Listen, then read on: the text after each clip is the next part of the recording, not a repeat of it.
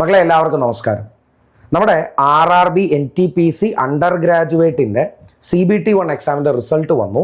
കൃത്യമായും 24-ാം തീയതി വന്നതായ ആ റിസൾട്ട് നിങ്ങൾ ചെക്ക് ചെയ്തിട്ടുണ്ട് എന്ന് വിശ്വസിക്കുന്നു. ഇനി നമ്മുടെ മുമ്പിലേക്കുള്ള അടുത്തതാകുന്ന കടമ്പ CBT-2 ആണ്. കൃത്യമായും ഒരു കോംപ്രമൈസും കൂടാതെ റിവിഷനും റിവിഷനും ഒക്കെ കാര്യമാകുന്ന രീതിയിൽ തന്നെ നടത്തി നിങ്ങളുടെ പ്രിപ്പറേഷനുകൾ നിങ്ങൾ ആരംഭിച്ചിട്ടുണ്ട് എന്ന് വിശ്വസിക്കുന്നു. അങ്ങനെയാണെന്നുണ്ടെങ്കിൽ അവിടെ നിങ്ങൾ അറിയേണ്ടതാകുന്ന ഒരു പ്രധാനപ്പെട്ട ഒരു കാര്യം CBT-2ൻ്റെ എക്സാം ഡേറ്റ് എന്നാണ് എന്നാണ്. നമ്മുടെ ഡേറ്റ് വന്നിട്ടുണ്ട് 17 സെപ്റ്റംബറിലാണ്. 17-ാം തീയതി സെപ്റ്റംബറിലാണ്. ഓക്കെ ആണോ? 17/8/2026 എക്സാം നടക്കാനായിട്ട് പോകുന്നത്.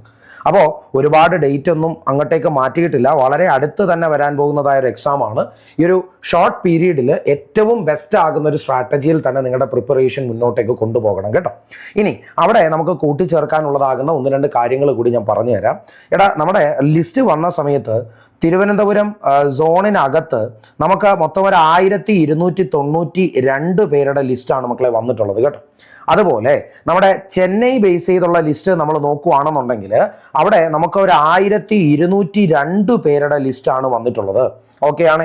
അതുപോലെ നമ്മളിപ്പോൾ ഒരു ബംഗളൂരു, അതായത് നമ്മുടെ ബാംഗ്ലൂരിൻ്റെ ലിസ്റ്റാണ് നമ്മൾ നോക്കുന്നതെന്നുണ്ടെങ്കിൽ അവിടെ നമുക്ക് ഒരു 812 പേരുടെ ലിസ്റ്റാണ് നമുക്ക് കാണാനായിട്ട് സാധിക്കുന്നത്.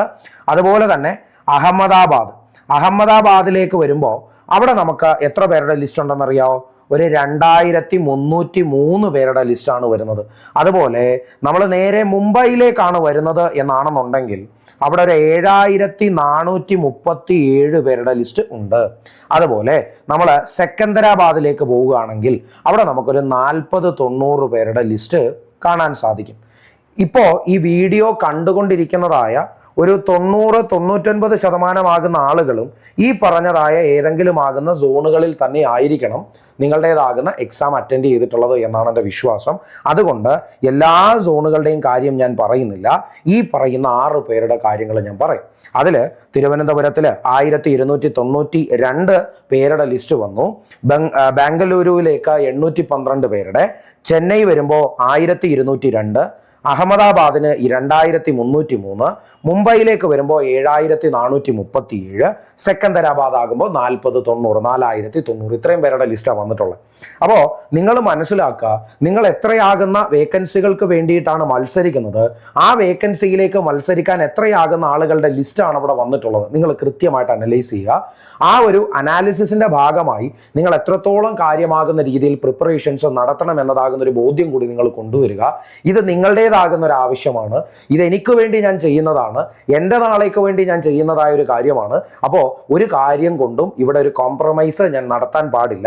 ഒരുപാട് അകലെയുള്ള ഡേറ്റ് ഒന്നുമല്ല, കുറച്ച് ദിവസത്തെ ബുദ്ധിമുട്ട് കൂടിയേ ഉള്ളൂ. വളരെ കാര്യമാകുന്ന വണ്ണം കൃത്യമായ രീതിയിൽ തന്നെ എനിക്കൊന്ന് പഠിക്കാൻ സാധിച്ചാൽ ഈ ലിസ്റ്റിനകത്തേക്ക് കയറി പറ്റാൻ സാധിക്കുമെന്ന ഉറച്ച ബോധ്യം കാര്യമായിട്ട് നൽകി അതിന് തക്കവണ്ണം എന്ത് ചെയ്യുക, നിങ്ങൾ അങ്ങോട്ട് പ്രിപ്പറേഷൻ സ്റ്റാർട്ട് ചെയ്യുക. ഇനി നമുക്ക് പഴയതാകുന്ന കട്ട് ഓഫുകളിലേക്ക് നമുക്കൊന്ന് സഞ്ചരിക്കാൻ സാധിക്കുന്നു എന്നാണെങ്കിൽ അവിടെയും നമുക്ക് ചിലതാകുന്ന കാര്യങ്ങൾ നമുക്കൊന്ന് നോക്കാൻ സാധിക്കും. മക്കളെ, ഔട്ട് ഓഫ് 100-ൽ UR കാറ്റഗറി, അൺറിസർവ്ഡ് കാറ്റഗറിയിൽ വരുന്ന കട്ട് ഓഫ് മാത്രം ഞാൻ പറയാം. ആ ഒരു പോയിന്റിൽ തന്നെയാകും ഈ വർഷവും വരുന്നത് എന്ന് ഞാൻ പറയുന്നില്ല. ക്വസ്റ്റ്യനിന്റെ ലെവലും ട്രെൻഡും പാറ്റേണും ഒക്കെ അനുസരിച്ച് മാറാവുന്ന കട്ട് ഓഫ് തന്നെയാണ്. എന്നിരുന്നാലും ആ ഒരു റേഞ്ചിനകത്ത് നമ്മൾ നോക്കുമ്പോൾ എന്ത് ചെയ്യണം, നമുക്ക് നിലവിൽ പഴയ കട്ട് ഓഫ് എന്താണോ അതിനേക്കാൾ മുകളിലേക്ക് ഒരു 4-5 മാർക്ക് അധികം വാങ്ങാനെങ്കിലും നമ്മൾ എന്ത് ചെയ്യണം, മിനിമം നമ്മൾ ശ്രമിച്ചേ പറ്റൂ. അപ്പോൾ അതുകൊണ്ട് ഞാൻ എന്ത് ചെയ്യാൻ പോവുക, ഈ ഒരു കട്ട് ഓഫുകളൊക്കെ പറയാൻ പോവുക. ഈ 4-5 മാർക്കോ അധികം എന്ന് പറഞ്ഞാൽ ഏറ്റവും ആദ്യം ലിസ്റ്റുകളിലേക്ക് വരാനും ആദ്യം ജോലി കിട്ടാനും വേണ്ടിയിട്ടാണ് ഞാനത് പറയുന്നത് കേട്ടോ. അപ്പോൾ നമുക്ക് നോക്കാം. കട്ട് ഓഫ് എന്ന് പറയുന്നത് ഏറ്റവും ആദ്യം നമുക്ക് ചെന്നൈയിലേക്ക് വരികയാണെന്നുണ്ടെങ്കിൽ അവിടെ UR കാറ്റഗറിക്ക് അകത്ത് നമുക്ക് മെയിനായിട്ട് നമുക്ക് കാണാൻ സാധിക്കുന്നത് നമ്മുടെ ഒരു 84-86 റേഞ്ചൊക്കെ വരുന്നുണ്ട് കേട്ടോ. ഒരു ഏറെക്കുറെ ഒരു റേഞ്ച് വെച്ച് പറയാം, അതായിരിക്കും എപ്പോഴും നല്ലത്. മക്കളെ, ഒരു 84-86 ആ ഒരു കട്ട് ഓഫ് റേഞ്ചിലായിരുന്നു കഴിഞ്ഞ പ്രാവശ്യം ചെന്നൈയിൽ ഈ പറയുന്ന അണ്ടർ ഗ്രാജുവേറ്റ് എക്സാം നടന്നത് കേട്ടോ. അത് കഴിഞ്ഞ് ഇപ്പൊ അഹമ്മദാബാദ് ഏരിയയിലേക്ക് വരികയാണെന്നുണ്ടെങ്കിൽ നമുക്ക് അവിടെ ഒരു 84-85 റേഞ്ച് ആയിരുന്നു അവരുടെ കഴിഞ്ഞ തവണത്തെ കട്ട് ഓഫ് എന്ന് പറയുന്നത് കേട്ടോ. ഓക്കെ ആണോ? അവിടെ ആ ഒരു ഡെസിമൽ ഭാഗം ഞാൻ ഒഴിവാക്കാനും കൂടെ വേണ്ടിയിട്ടാണ് ഞാൻ ഈ ഒരു റേഞ്ച് വെച്ച് ഞാൻ പറയുന്നത് കേട്ടോ. ഇനി ഔട്ട് ഓഫ് 100 മാർക്കാണ്, അതെപ്പോഴും ശ്രദ്ധിക്കുക. ഔട്ട് ഓഫ് 100 കൺവേർട്ട് ചെയ്യുന്നുണ്ട് ഇത്. ഓക്കെ ആണോ? 120 മാർക്കിന്റെ എക്സാമിനെ 100 കൺവേർട്ട് ചെയ്യുമ്പോൾ കിട്ടുന്ന മാർക്കായത് കേട്ടോ. ശരി, അടുത്തത് നമ്മുടെ തിരുവനന്തപുരത്തേക്ക് നമ്മൾ വരികയാണെന്നുണ്ടെങ്കിൽ നമുക്ക് തിരുവനന്തപുരത്തെ ഒരു റേഞ്ച് എന്ന് പറയുന്നത് ഒരു 83 to 85 റേഞ്ചിനകത്ത് വരുന്നുണ്ട് കേട്ടോ. ഏതാ റേഞ്ച്? 83 മുതൽ 85 വരെയാകുന്ന റേഞ്ച് അവിടെ വരുന്നുണ്ട് ഔട്ട് ഓഫ് 100. ഓക്കെ ആണോ?